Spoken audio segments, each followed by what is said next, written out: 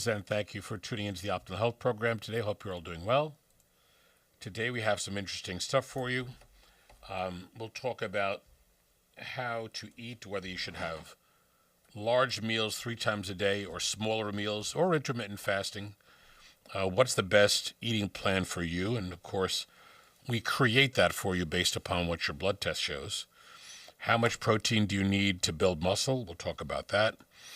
We'll talk about how cocoa extract supplements help to decrease age-related heart disease by lowering C-reactive protein. Very cool.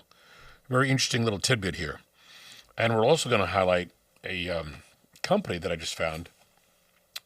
One of my patients had told me that on Northern Boulevard, I think it's Brookville, there's a company that is a farm.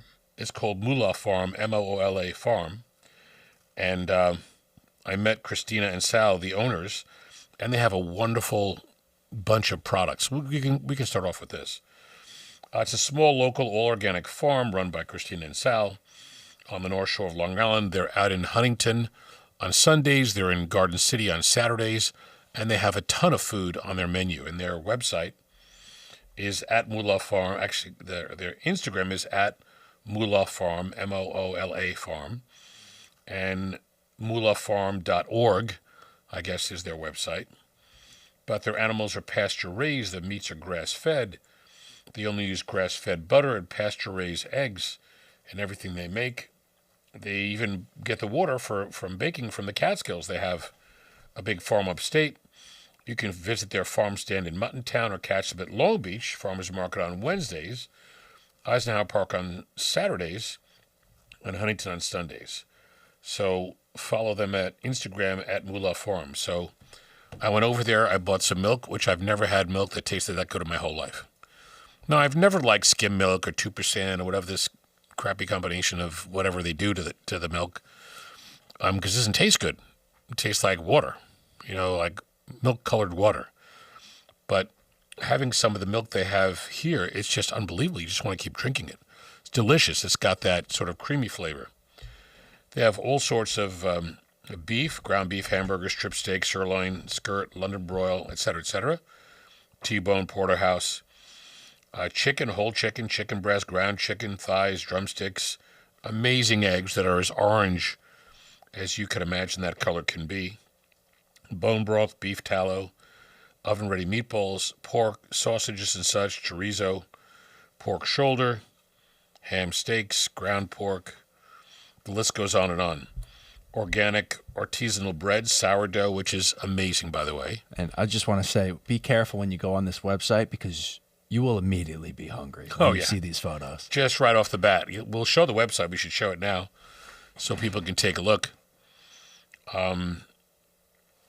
Pasture-raised eggs, A2 milk, cream, butter, maple syrup. They have their own bees, mixed berry jam, honey butter, Greek yogurt, which is terrific. I had that. I put some of the Greek yogurt with the honey from their bees. Organic bread loaves, organic pies. Just the list goes on and on. It's the first place I've seen in a very, very long time that has everything that I think that would be good and healthy for you. So look them up on Instagram at Moolah Farm, moolahfarm.org. Certainly you could message them through Instagram and stuff. Very, very nice people. So I went there the other day, I guess a week or so after I bought some stuff there. And they have a nice little shack where they have a fridge and a freezer and products in there, and the prices are there, and you take your products. I just took a picture of it and then counted up the money, put the money in a Dropbox, and you could Venmo, do all these other things that I don't know how to do. But it was terrific food. That I went back and I asked Sal for these little cards that have a list of everything on it, both sides. I have these up in the office now, and we're giving out a ton of these to the patients, and sat with him, and his kids were there. And I walked over they built a new chicken coop for chickens that are down here, big, beautiful chicken coop. They have goats, which are the friendliest goats I've ever seen, and sheep. So I walked up to the goat pen, and these 3 goats come walking over. There was a bunch of them. And they're looking at me like I had like 3 heads or something, like, oh, who's this? You know, a new guy in the property. So I bring my hand over, I'm petting the goats, and a couple of them put their feet up on the wooden slats of the fence, and I'm playing with the goat, scratching them and stuff. I'm like, wow, really friendly animals. So it's really cool. So I think this is a great thing. Wow. So if you are interested, and you should be, why not have the organic and the healthiest foods you can, then I would certainly contact them. And these are just great pictures of look at these cows. Of the farm. Oh. Yeah. It's great. Why not? Why buy stuff that's got chemicals and preservatives in it? You know, and you want to support a local farm. You want to support people that are doing a really good thing. So I'm all in for this, and I think they're really, really nice people. Sal and Christina. But check it out. Look there, give them a call, send them a message, find out about it. I think you'd love it. Linda, one of my patients who I've known for 39 years, because her nephew is a really good friend of mine, told me about it. I said, wow, how did I not know about this? So they haven't really exploded on the scene yet, but they're all over the place. Long Beach, you know, Garden City, Huntington. I don't want to be able to see all the different things that they have, but, you know, I'm all in on it. I think it's great. Yeah, we already got someone in the comments just talking about milk in general, getting them from a farm, the difference. Oh, yeah. And I'll add the eggs, too. It's a different world, you know, really healthy, pure, fresh milk, and the eggs that are organic eggs, they're not like cardboard, because regular eggs you might get from a store, you know, they don't really taste that good. And every time I've gone to Europe or South America, the eggs are just phenomenal. Creamier, much better. And over there in Europe, they're really, really bright orange, and they're delicious. You know, you want to have more of them. But here, you know, all the chemical stuff is just doesn't taste good. So, very important to check it out. Someone said that they want to recommend a documentary that they watched about how where the milk comes from, you know, in a wholesale environment. Well, the processing, yeah. Yeah, I've seen some clips. You got to have a little bit of a strong stomach to watch some of the videos on how they deal with the cows, and they either shock them or hit them on the head with some sort of thing to kill them, and they cut them up and blah, blah, blah, and all the chemicals that are put into it here. You know, you may not want to watch that, but for some people that have a strong stomach, you could watch those videos and see exactly what goes on. I'm always, always, always for organic, you know, ethical and humane treatment. But, you know, once you have something that tastes so good, you'll never go back to the other. I said I will never go back to drinking any other milk than this kind of milk. It's delicious and healthy, you know, so. I'm learning that, you know, that side of Long Island, it's like all farms. Oh, yeah. Everything's farm to table. It's like. Absolutely. That's what originally existed on Long Island for hundreds of years. And I used to have a patient who was a historian, and I probably mentioned this before.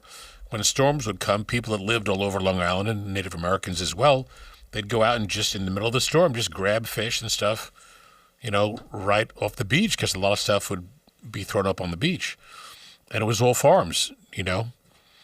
I had a patient, lovely woman, Mrs. Terlikowski, and her family were the Frolicks and Terlikowskis, and they had massive farms all over the area, Frolic Farm Boulevard. There's a lot of farms over there. So very, very big farming family.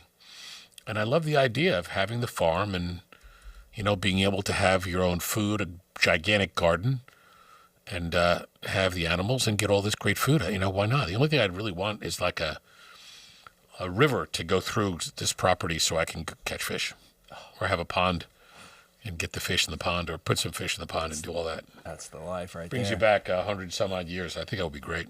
Oh, yeah. But yeah, check them out. They're good. Someone just said, have you heard about the connection with the Long Island duck and Asian breeding? It came from the Peking duck. I only recently found this out. That I haven't heard about yet. It reminds me of a joke, but I don't think this is the Long Island duck joke. No. Be curious to see what they're talking about. Or breeding the ducks with the, what, Peking duck? I'm Googling it. Okay, interesting. In the 19th century, the Peking duck, I always mess it up. It's Peking, not Peking. Peking duck breed, which was imported from China in the 19th century and became the foundation of Long Island's duck farming industry. You know, that's very interesting. and apparently Curious. Long Island has the perfect, climate for them to thrive. Good. Thank you. Listen, we're learning. We're trying to teach you. You're teaching us. We love it. Yeah, I love it. I love tidbits of information. I love trivia. It's just all good information. Now I can tell someone else. Did you know that Peking ducks were brought over to Long Island in the 19th century? People will say, I didn't know that. No, who would know that? But that's great. Good info. Okay, so for people that are trying to figure out how to eat, what to eat, how often to eat, etc., we always talk about this within my patients. This is an interesting study. Talks about, is it better to eat several small meals or few larger meals? So remember that in years past, recommendations and ideas were made, food pyramid, blah, blah, blah, that have turned out to be not such a great idea. Primarily because having too much carbohydrate is not good for your body because it gives you too much sugar, high triglycerides, high cholesterol, etc.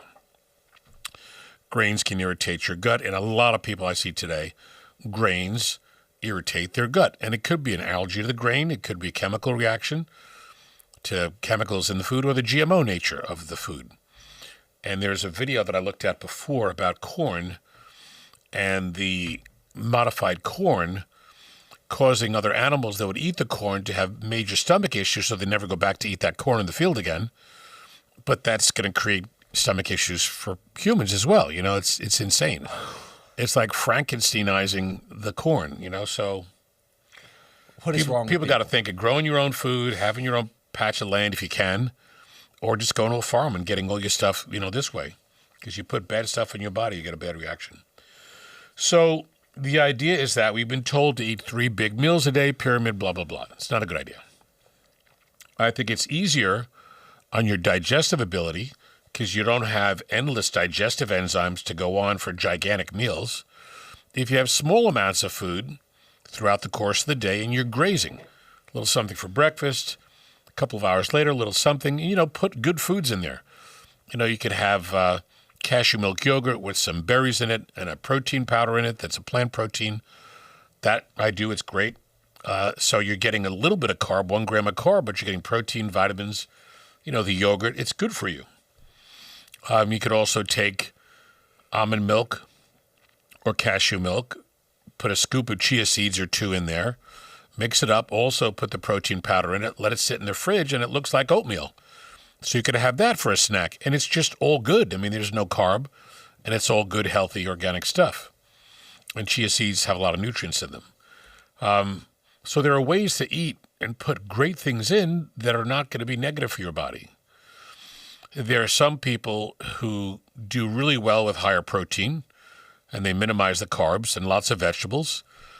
There's some people that like to do intermittent fasting, and they get a good result with that. I would tell people, I wouldn't necessarily only do one type of diet like intermittent fasting only for months and months and months and months.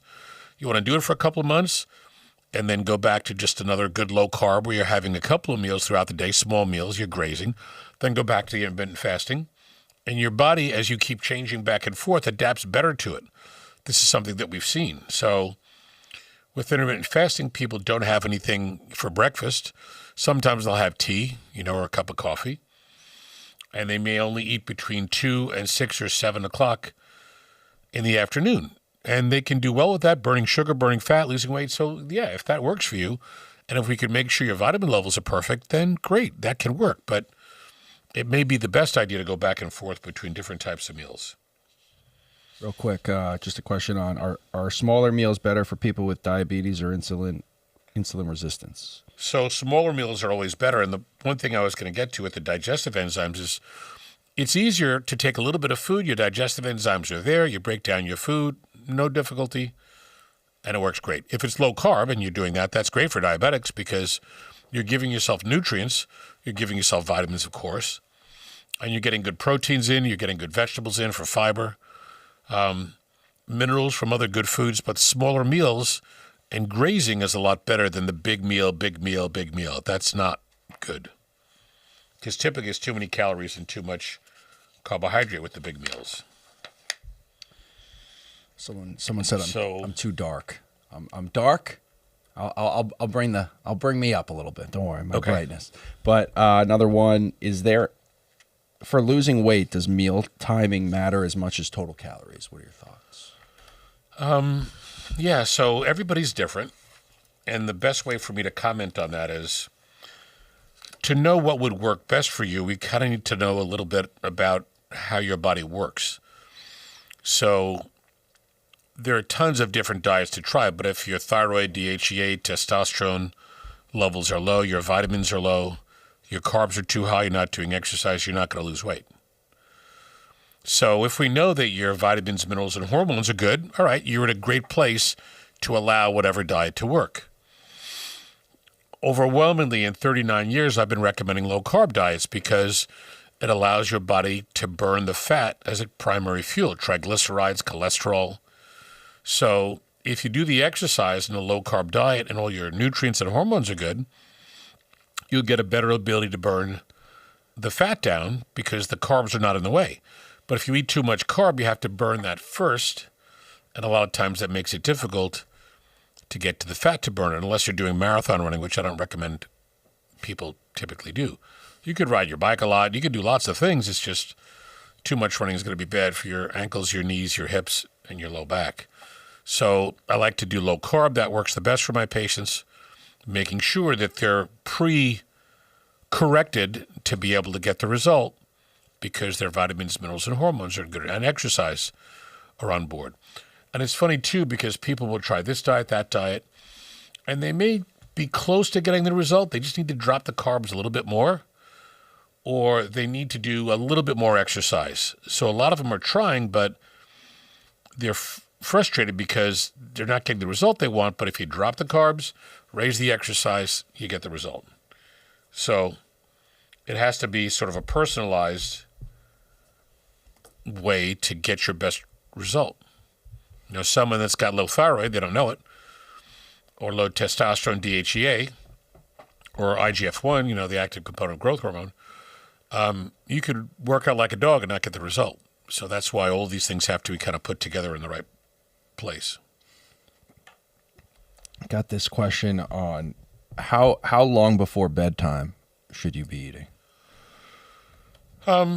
I don't think people should be eating late, because that sets the stage for difficulty with sleep. Some people who have carbs late because they want to have a cookie or a snack or something, they'll eat it, blood sugar starts to go up, they dump insulin, blood sugar drops, they wake up in the middle of the night and they have nightmares and they're anxious and panicky from low blood sugar. So I don't think that that's a good idea.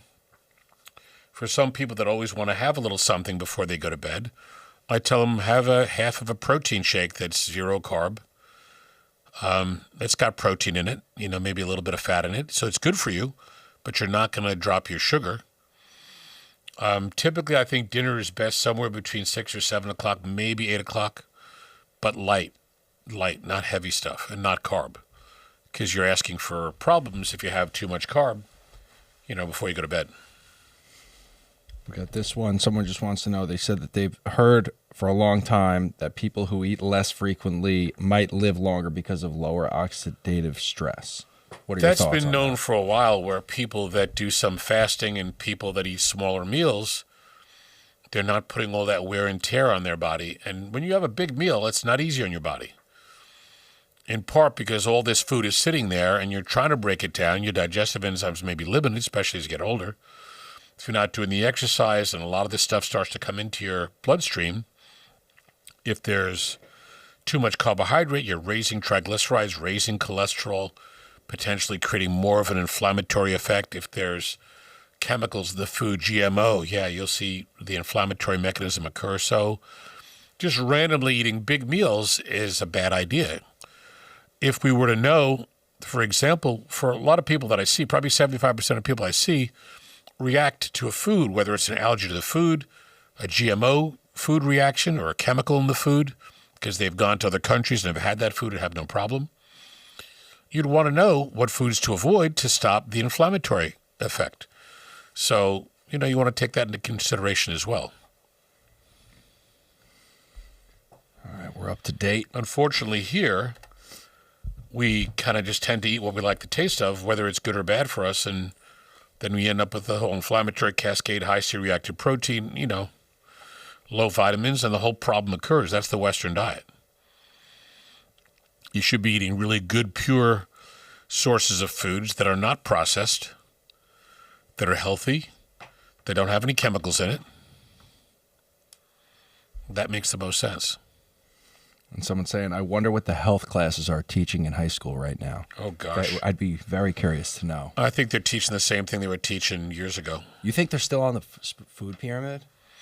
Oh, yeah. I wouldn't be surprised, because things that were created years ago are still being followed, and we can talk about the injectables with lots and lots of research saying, hey, that's not a good idea, or hey, why are these statistics so bad for certain reactions? And they're always looking for something else. Oh, it's a genetic, oh, blah, blah, blah. So the things that have been recommended for many years sometimes are still carried through because there's an interest to keep forcing people to do these things, or making you want to eat certain things and not eat other things. Eggs have been vilified for years because they have some cholesterol in the yolk. Oh, no, you could eat eggs. You could have as many eggs as you want. I have patients in my practice that eat eggs all the time and have no issues. I have patients that are athletes that work out a lot and they love eggs. I'll have 10 eggs and no problem. It's not true. There are people who can have, really good grass-fed meat, red meat, and do really well and have no problems with it. I think if you're having red meat that's super chemicalized and ultra-processed, yeah, then the chemicals in red meat would be bad for you. We know that nitrates and things that have been in bacon, forever are bad, but you have to have the foods without the chemicals, and you can do very well. Got to get back to that old farm way of eating things. And once again, let's go back to the Amish. Who's smarter than the Amish? Tell me. Right? No infertility. They have 8 to 10 kids every time you turn around. I mean, they don't have any of the medical problems that everybody else has. They don't do the injectables. There's zero autism in the Amish. No autoimmune issues. I mean, the people are thriving. And those people can whip up a building in like no time. One of the things that I saw which blew me away, and I don't know if it's a sign of the times for populations that have changed, since back in the day when everybody was a really super hard worker. I think in the South where they had hurricane damage, was in Carolinas or somewhere? Probably. Yeah. A few months back. Oh, yes. The North Amish Carolina decided to go down and help the people build houses, not mansions, but houses so people and their families could, thrive. No major equipment, no massive machines. These people put houses together in no time. And I'm watching this going, wow, these people are unbelievable. I did not see that. Oh, you got to look at it. You can look it up online and look at how they do it. It's a barn raising. So if you have 50 Amish people, and some of them are cutting, some of them are doing this and that, some of them are making dowels, whatever they're doing, it's like they swarm onto an area, and in no time, they have these buildings up. Okay, I have the stats here. It's staggering. The members of the Pennsylvania Amish community built 12 tiny homes in Boone, North Carolina in the late 2024 to assist those displaced by Hurricane Helene. The project, which was completed in under 48 hours. Well, under 48 hours. That's even more spectacular. And this is the craziest. Involved over 60 volunteers and cost $300,000. 60 people going crazy, 48 hours. They have how many houses? 12. What if you let these people run wild and they can make 100 houses in 2 days or 3 days? Whatever it is. Wow. I mean, how does that happen in any other realm of life? Of course, it's amazing for them to go help out. But 48 hours, The chat is great right now. It's unfreaking believable.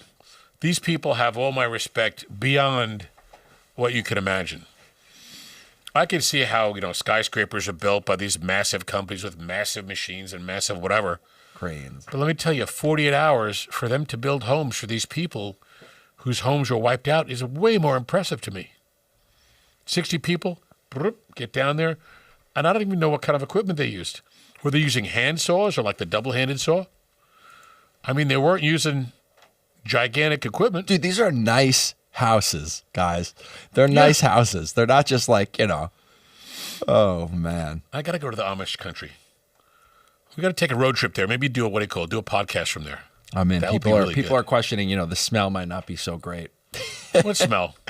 I guess they're saying without the deodorants and all the poisons. Well, let me tell you, they're probably using natural things, and they probably smell great. healthier. And I mean, No toxins leaving. look their at Native bodies. Americans. And I'm sure the Amish are using natural things. There are stones that people use, crystals, and they have no body odor because they use a crystal, rub it on their underarms and stuff. And there are herbs and other things that people have used. And, there's essential oils that people use. I mean, look, I really want to find out as much about these people as possible because it completely amazes me.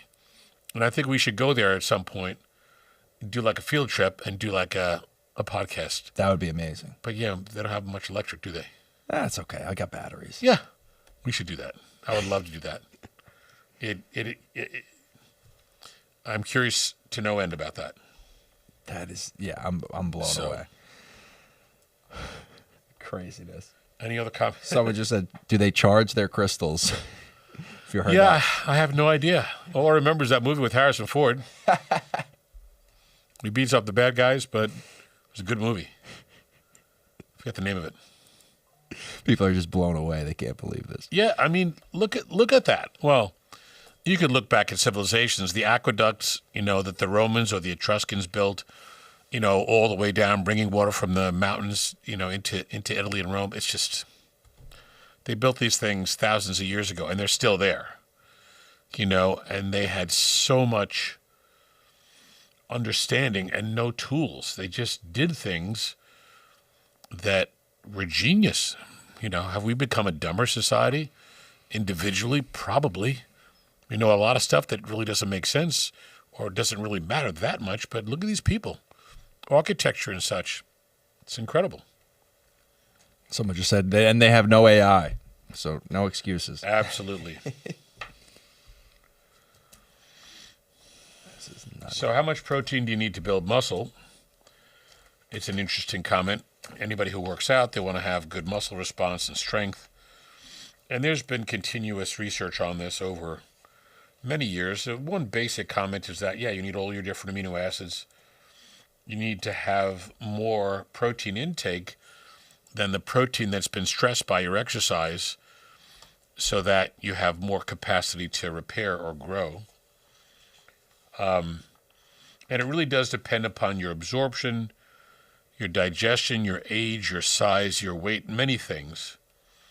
But here the comment is about 8 grams per kilogram of body weight, which is on the short end. I know a lot of people that are athletes, have a lot of patients that are athletes, patients that are bodybuilders, and they go crazy. But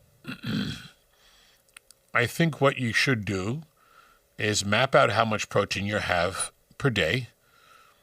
Eggs or chicken, turkey, fish, pork, protein shakes, etc., bars, whatever you like. And then hit that number and see how well you do. And then bring it up a little bit and keep bringing it up. And if you see better results with, 1 or 1.5 grams or 2 grams per kilogram, then just keep your levels up to sustain your activity. Everybody's going to be different.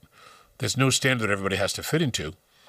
So it's all done based upon looking to see how your body does with a certain number and raise it or lower it accordingly. That's what we do. It's just tailored to your body.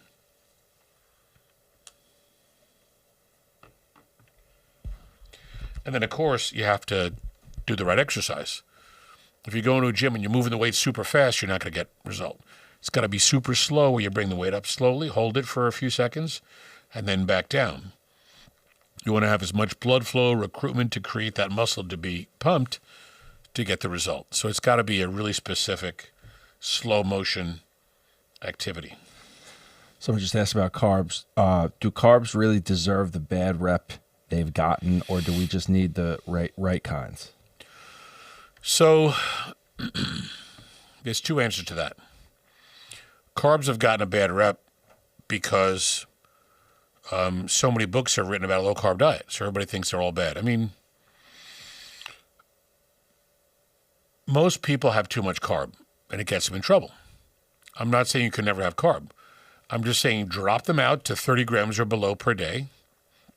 Watch your body do well, burn sugar, burn cholesterol, burn fat, burn triglycerides, get to where you want to be, and let's go to 40 grams a day or 50 grams a day and see where your maintenance range is.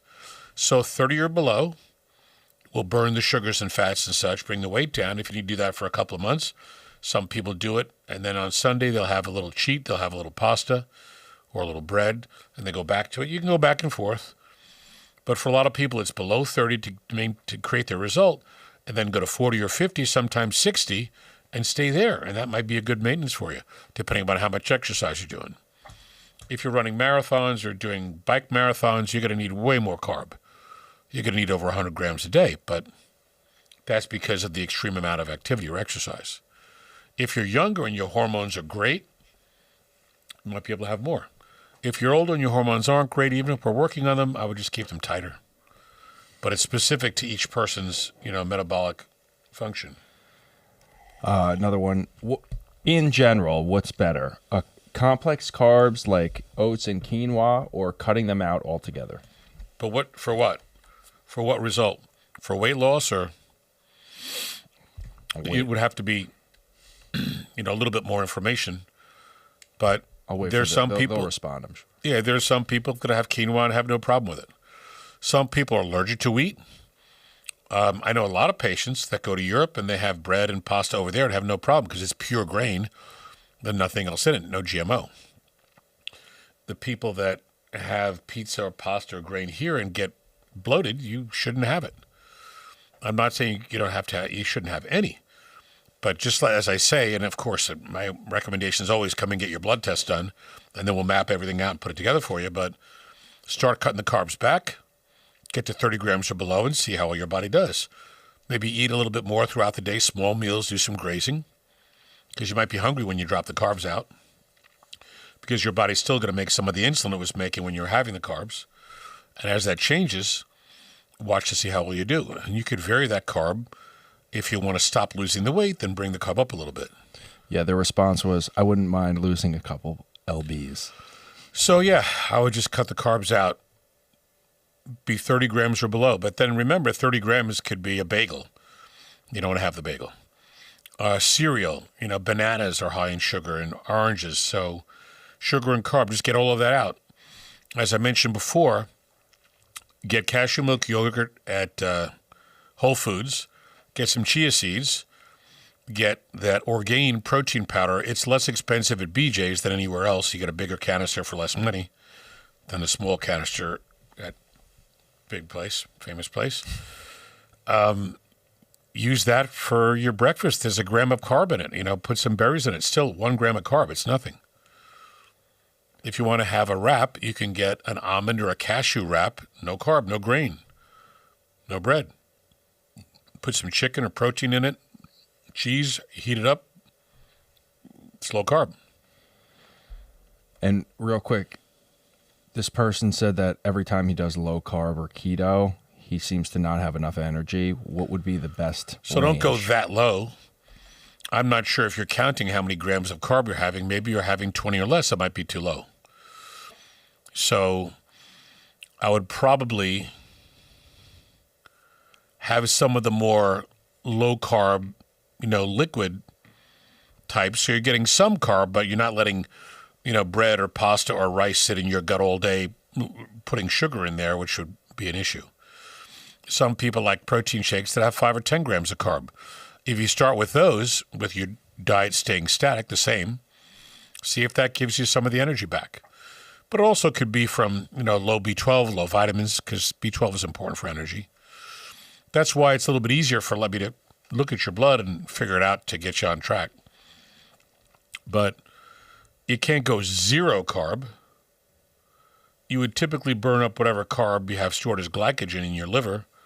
But once that's gone, you do need some carb. That's why we say 30 grams or below. You got to count and see how much you're bringing in. Yeah. We got this comment just said, I used to eat mostly carbs all day, bagel in the morning, pasta at lunch, then hard crash around 3 p.m. A friend of mine told me to try adding more protein, so I swapped the bagel for eggs, started adding chicken or beans to lunch. Within a week, I wasn't falling asleep at my desk anymore. You'd be surprised, yeah. So they're just asking, is that just from balancing carbs and protein better, or is it something about how protein slows digestion or affects blood sugar? It's really a fact that when you eat too much carb, your blood sugar goes up very high, your body gets scared and makes extra insulin, which makes your blood sugar crash. For some people, they make so much insulin, an hour after they eat, their blood sugar's low. Some people, it's 2, 3, 4 hours after they eat. You can track that with the glucose tolerance test. Sometimes you put those glucose monitors on your arm, and for 2 weeks, we can track and see what every moment your blood sugar, is doing. So there are ways to evaluate that. But the excess carb like that for breakfast and lunch, you're just saying, hey, give me insulin every time you eat a big carb, and you'll get the insulin, but then you'll crash. You don't release a lot of insulin from protein or fat. So if you have eggs for breakfast and you have proteins and vegetables for lunch, you're not asking for insulin, you'll never crash. Wow. For those people who want to bring some carb back in, have it right before you exercise so that the carb that you eat or drink is going to be used up by your muscles, which will help your muscles because carbs are good for muscle strength and size. But it's not going to get you to release the insulin. You won't release the insulin if the muscles are using the carb. Cool little tricks. Just a lot of little tricks. We have this is a follow-up from our Monday show. Hello, doctor. Did you remember to find anyone who can do the stem cell nasal drip on the West Coast? I'm looking. I haven't found anybody yet. So we'll just keep looking. Most doctors do IV or do joints. Some orthos do joints, but they don't do anything else. So it's kind of hard to find for people that have been trained to do all of these different areas. But I'll continue to look for you. There we go.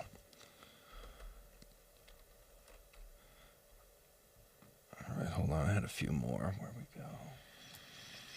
The other comment I want to make is that as people get into their 30s, 40s, 50s, 60s, and your body's been a little bit out of whack for a while, you feel tired, you feel achy, you don't have the same ability to do the exercise you used to, et cetera, et cetera, et cetera. If your hormones are trickling down, you're losing signaling to your organs and your cells to keep doing a good job. As the new cell division in your organs decreases a lot as you get older, you're not making the same cells, every second, et cetera, and therefore you have lesser cells or less cells in your organs. You make less neurotransmitters and less hormones. So all of this keeps dropping down. If you're having too much carb or your diet's not good and blah, blah, blah, it happens to a lot of people. And probably 60, 70% of people I see are in this confused state. Once we see what your body's doing and walk you back to where you were 10 or 15 years ago with great hormone levels, thyroid, DHEA, testosterone, IGF-1, mood, memory, focus, concentration, alertness. NAD is great for alertness and desire to get up and go and do activity. Once we put those back on board, your body's functioning like it did 10 or 15 years ago. If then you want to do the exercise because you have some energy for it and you keep the carbs down, your body starts to burn sugar, burn fat, strengthen muscle. You're getting all of these benefits because you've changed every single cause of why you're not feeling good. If we perfect your vitamin levels, blood tests, make recommendations, you get your vitamin pack, and then a month after you start your vitamins, I recheck the ones that were low, and now they're great. Everything is corrected in its perfect place. So that's a major part of what I do, literally for everybody. Nobody knows what vitamins to take or how low or high or whatever their blood work's going to show. But putting that all together at the same time, people feel like $1,000,000. I have a patient who's a friend, a really nice guy. John came into the Plainview office years ago. Very busy guy, running all over the place, always entertaining, going out to dinner and stuff, and it's just his business. So sat down, went over everything, did his blood work. We had to fix testosterone, DHEA, IGF-1, NAD, started having the energy and the focus, felt really good.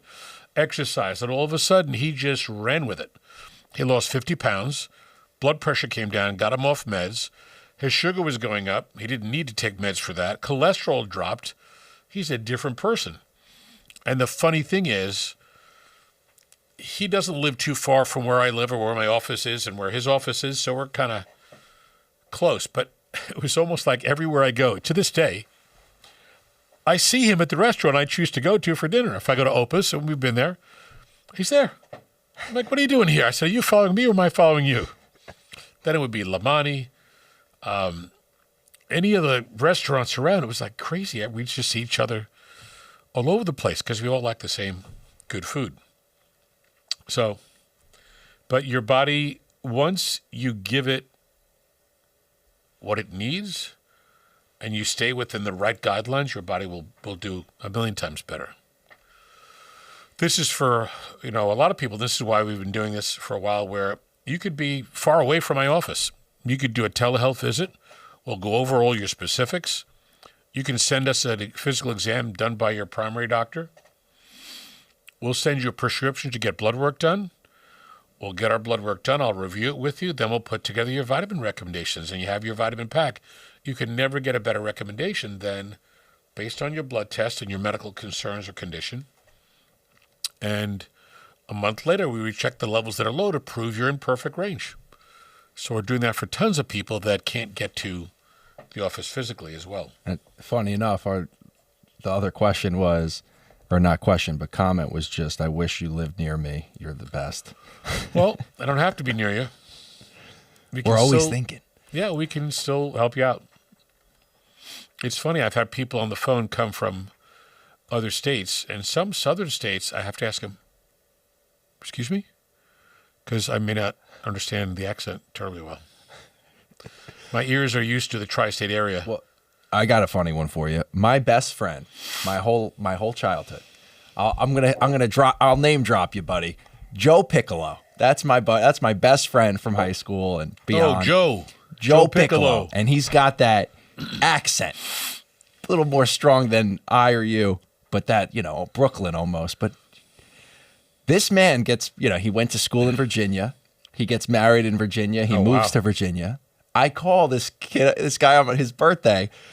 What's up, man? I'm like, what happened? It's a completely different voice. It's actually hilarious. It's incredible. You take on whatever you're associated with because everybody's talking like that down there. Right. It was I died laughing. I'm just like, who are you? What happened? Yeah. It's easy. That's too funny. Well, a lot of people do that. I had a friend that moved out to L.A. and then moved back. And, in L.A., everything was slow and kind of not valley girlish. I don't think that happens much anymore. But the tone and the speak, I'm like, are you awake? Are you asleep? I mean, talk to me. What happened? You're from Jersey. I could understand you then. And now I'm just, what's going on? You're saying hecka now? Hecka good. Too funny. People kind of get used to their environment and then just adapt and get absorbed by it. Yeah. Yeah. Which could be good or bad.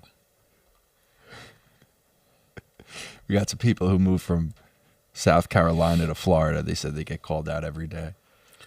South Carolina's got a beautiful voice, Yeah. Anyone who talks to me in South Carolina just is automatically my best friend. Yeah, they're fine. They're cool. A lot of people from the South are cool. You walk into an elevator, you walk out best friends with a total stranger. And you can talk to people. You're walking on the street. I used to play golf in the Carolinas, and my buddies and I would go down there, and my friends are crazy. Not that I wasn't a little crazy, but we would go down there and play Thursday, Friday, Saturday, Sunday, and come back. And we'd rent a little condo. There are businesses that do this where you call up a place. They say, oh, yeah, we've got you at this course, this course, this course, this course. Here's the condo. Got a hot tub. You have a pool. It's just someone's condo. They're just renting out, and it's great. So I go down there once with my friend Rob, and he's a character. We get up in the morning. He comes out of his room. I come out of my room. He goes down in the lobby, and I see him talking to these kids, and I'm looking over, and I'm like, I'm going to kill him. I know he's doing something. These kids come running over to me with pen and paper. They wanted an autograph of the newest player for the Yankees. I'm like, oh, this, of course, was years ago when I was young. What am I going to do? I'm like, all right, I scribbled like, hey, thanks, stay in school, do really well, blah, blah, blah. I'm going to kill him. But he would always do that stuff to me. Those are the good old days. Yeah. Now the pranks are a little aggressive. Yeah. They were funny good old days. We used to love playing down there, but back in the day in the 90s and 2000s, the food there was not really good at all. It was this calabash seafood. I don't know if anybody's been down there or played, but back then, like every corner, it was fried seafood. Everywhere. You'd have to either go to a Stuckey's or one of those places that was a breakfast place to get like eggs or regular food. But fried seafood was just... I'm good just with the galamad. Right. Yeah, I mean, if you're brought up in that, but it was just, everything was fried seafood. I'm like, can I get like a non-fried food, or can I get a steak, or can I get something? It was just weird because you come back and your skin's breaking out, and it's too much. It's an adjustment. Oh, we got some people from there. They said, "Oh yeah, fried fish." That's That's it, right? Oh, that's so funny. I'll go along with anything. Another time, another guy we went with, we had 3 or 4 foursomes, played golf, and we're in big city, Charleston maybe, and great golf out I was there. wearing all black. We went out to dinner, and a beautiful town, and I'm just leaning up against this brick wall, waiting for my friends to get out of the car, walk across the street. I have my foot up against the brick wall, and I'm sitting there, and I'm like 5 feet from the door about, we're going to go into the restaurant. So I'm like leaning up against the wall. And this group of girls comes walking over to me, and they hand me their driver's license. I'm like, why are they handing me their driver's license? They thought I worked in the restaurant. It was a bar as well. You're a bouncer. They thought I was a bouncer, and they wanted me to I'm like, all right, I'll go along with it. Oh, let's go. So I did. I'm like, what's your grandmother's maiden name? And I just asked them stupid questions. They answered it. I'm like, all right, they look like they're old enough, and they're old enough on their driver's license. So I let them in. And then a guy comes out from the bar restaurant, and he's like cleaning up the area, fixing stuff up. He looks over, he goes, hey, thanks, buddy. I'm like, yeah. He goes, yeah, our bouncer, he called in sick. So thanks for doing this for us. I'm like, yeah, anytime. So I did that. You should have got like a free dessert for that. Yeah. Well, we ate there too. It was good food. And then when we left and we walked over to another place, similarly, I was near an open window, and my friend, who's a prankster, we're standing around, and he goes to the girls sitting in the window because it was open. There was like a bunch of girls and guys at a table. They said, hey, do you recognize him? Pointing to me. And they're like, no. He says, you don't watch Days of Our Lives? And they're like, oh, my God, blah, blah, blah. He made them think that I was a soap opera star on Days of Our Lives, or one of those shows.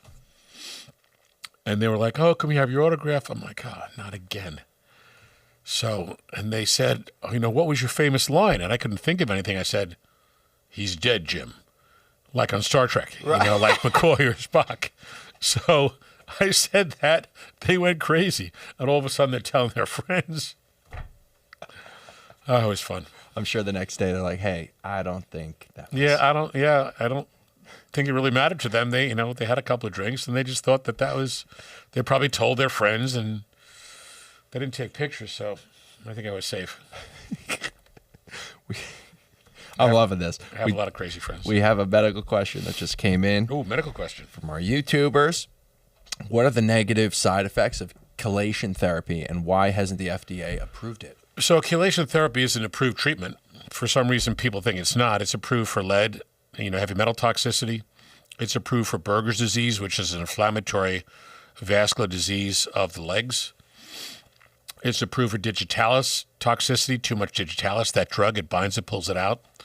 So it is FDA approved.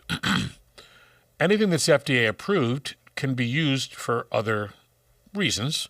Just like a blood pressure pill can be used to shrink your prostate, there are circumstances there. A prostate pill can protect your hair because it blocks DHT, so that's that. Calcium EDTA is the best chelating agent because it has great ability to bind metals and pull them out. Now, traditional medicine doesn't like calcium EDTA or chelating agents because earlier on, doctors were talking about it removing plaque from your blood vessels. In some people, that did happen. In some people, it didn't happen. So I think the more important mechanism with the calcium EDTA chelation procedure is that it binds to metals, pulls them out of your body into the urine, and you can scientifically, now I don't know if everybody does this, I've always done this, you test a person's blood for metals and see what's free-floating, which came in recently. Then you can test the urine looking at 21 metals, the blood looks at 4 or 5 metals. So you're seeing in the urine what's leaking out of storage, so it's a better picture, and it's 21 metals as opposed to 4.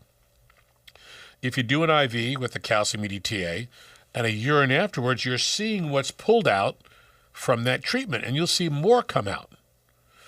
If you use 10 of those treatments, and at the 10th treatment you repeat the urine, you have your first urine and the 10th IV urine, you can compare them and see how much you've pulled out and how much less is coming out into the urine after the IV. So you're proving that it's removing these things. So there's the science, the fact of it. It's just been vilified for many years by a very big pharmaceutical and medical realm that doesn't want it to exist, which you can see in all sorts of other things. There are doctors who do chelation worldwide, and patients get great results with it. There was a trial to assess chelation therapy, TACT, T-A-C-T, and this was set up about 10 years ago. Dr. Gervasio Lamas in Florida, in Miami, was one of the doctors who headed it up. And the results were published after a bunch of treatments. And it showed that people had very significant improvement in their walking ability, cramping, and their legs went away. They had a lot of great vascular benefit.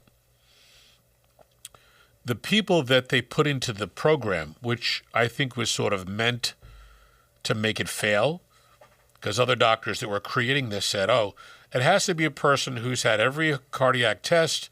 They have to have plaque all over the place. They have to have all. You're picking the worst of the worst persons with the most amount of plaque, and not everybody does an angiogram, not everybody does a MUGA scan, not everybody does all this other stuff.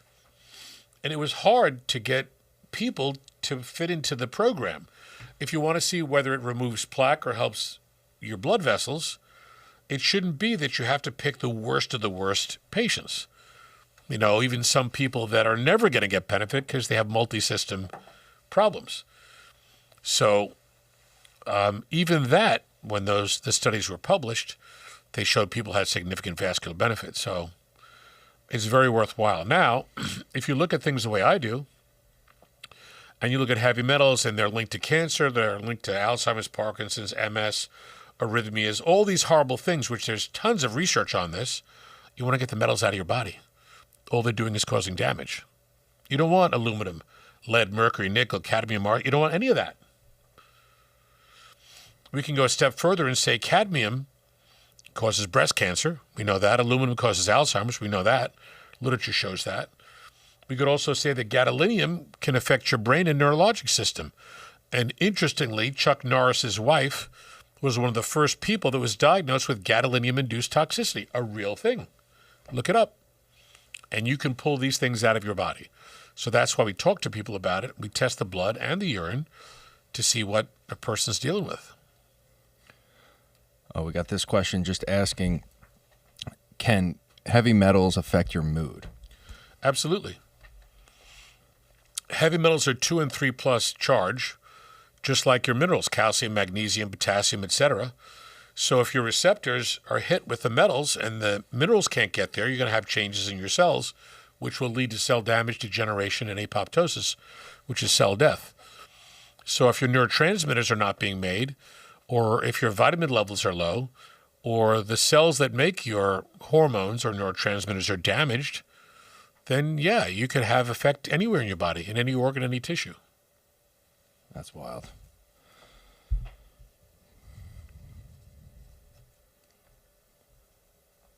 All good on questions. So it's important to understand that you have to look at things beyond what the basic blood test does, because you learn a great deal more about your body, and you can fix a lot of other things. Someone said, I bet I still have metals in my system from the crappy water fountain from elementary school. It doesn't go anywhere. Yeah, I mean, we've seen people that have had such a bad heavy metal burden, and I tell people it's a lifetime of exposure. If you lived in a home that had lead pipes, if there were no filtration, and you're getting water from whatever county, town, or whatever, the number of people I've told to test in the last 39 years, test their home water, that have all this stuff in it is unbelievable. It's staggering. You don't have to be someone working with aluminum, like the guys who cut the aluminum studs to put up sheetrock and screw them in and all those things where you're breathing in aluminum dust. You don't have to be a person working in a foundry. You don't have to be a person working in a cosmetics factory, breathing in the lead, mercury, and cadmium in the powder for the cosmetics.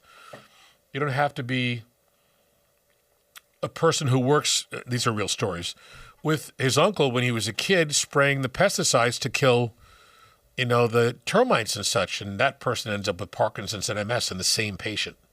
So this is traceable. This is information that's real. So the more that you're exposed to over time, the poorer your body function, the worse you do. It's crazy.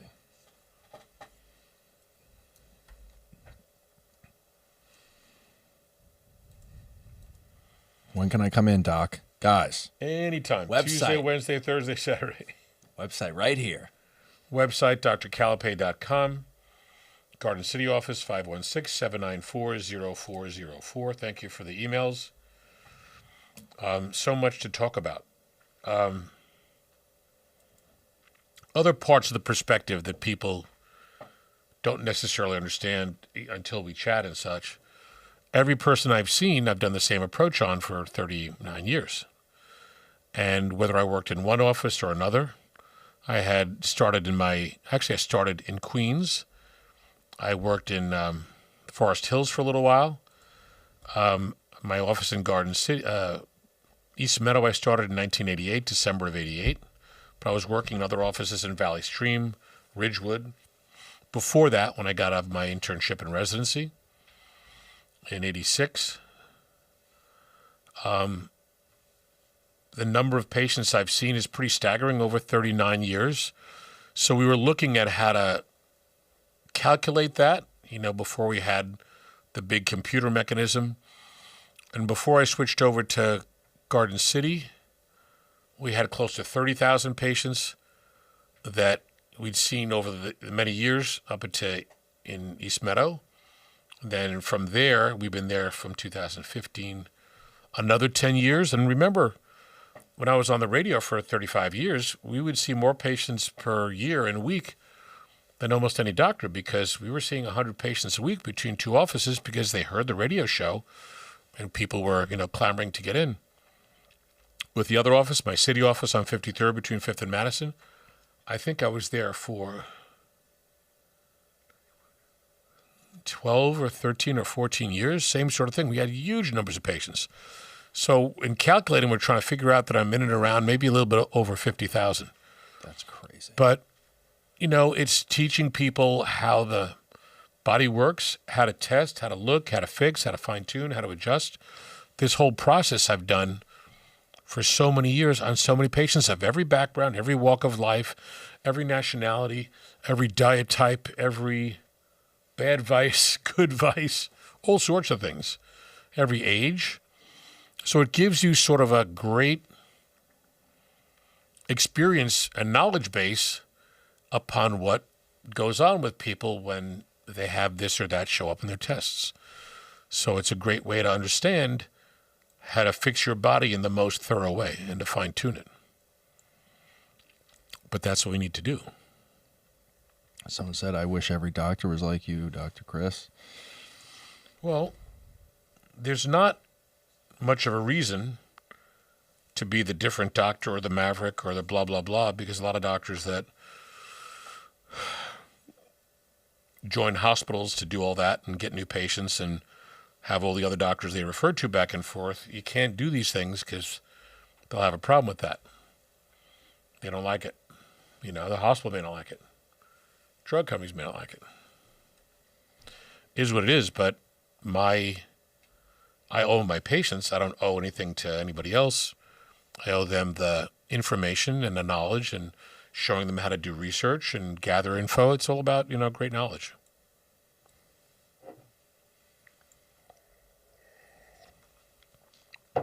Oh, someone's My saying entire goal is to make you healthier going forward than you are now or than you've been before, and give you that push to do better, eat right, take your vitamins, better vitamin combinations, the vitamin pack, exercise, better, better, better, better. That's what we want. Someone said, I don't know any other doctors who gave us a detailed description of the Charlie Kirk assassination. Oh, yeah. Thank you for that. That's still heartbreaking. It's still, every time I see it, and it's everywhere, it's just that mixed emotion of anger, distrust of the powers that be, and the political nightmare as to a group that don't want someone that good, that religious, that open, that welcoming, that powerful with a following to interfere with the game they're playing. And people, doesn't matter what side of the road you're on, the game that was USAID. And they were taking tons and tons of our money and putting it all over the place to these ridiculous things. But people can't be that stupid and think that they're sending money to Afghanistan for a Sesame Street thing. It's all going back and, put into bank accounts for the politicians that want to raise your taxes because they're taking that money. It's as simple as that. They want to shut down because they want to fund what they want to fund and get that money. There's no doubt about it. And you're going to hear more and more about, I just saw something this morning about the prior president and how he interfered in the Ukraine thing. There's a video of him saying that if you don't, get rid of that prosecutor, you won't get the $2 billion or whatever. I mean, It's just criminal. But, and people that are actually doing good things are not getting credit, for it. And if you're talking about 8 months or 9 months worth of Trump being in office and 8 wars that are being changed and prevented, I mean, what more do you want? And no one wants to give him credit because they just don't like him because he's taken away the money grab. They're told not to like him. I don't want to get too much one side or the other, but, learn and read, people. Look and see what's going on. Look and see what's been done to us behind the scenes. We shouldn't be paying crazy taxes. We shouldn't on everything that we do. On our income, on what we buy, and just taxed out the wazoo. It's crazy. It's heinous. Someone said that's going to change. Criminals. Yeah. So thank God. Alrighty, the Garden City phone number is 516-794-0404. The website, drcalapai.com. We'd love to hear from you, see you, give us a call. We'd love to do telehealth for you if you like that. And also our friends at Moolah Farm. Yes. Go to their website at Moolah Farm, MOOLA Farm, or www.moolahfarm.org. Call them, say hello. Tell them I told you to call and send them a message. They're really nice people. Great family. And I think it's a great thing to have really healthy food. And we may do an episode with them and the Amish. Absolutely. We're going to have to do that. Yeah. I'm thinking we're going to have to do that. And maybe, a winery. Yep, winery's good. Anthony's ready. He's always ready for that. I spoke to him the other day. He's a great guy. I need to get some more of the Petit Verdot, the nice, strong red wine that he has. But I have to hide it because my family comes over and they take everything that I have. Sorry, family. You do that. All right, guys. Enjoy. Have a wonderful day. Talk to you soon. Bye-bye now.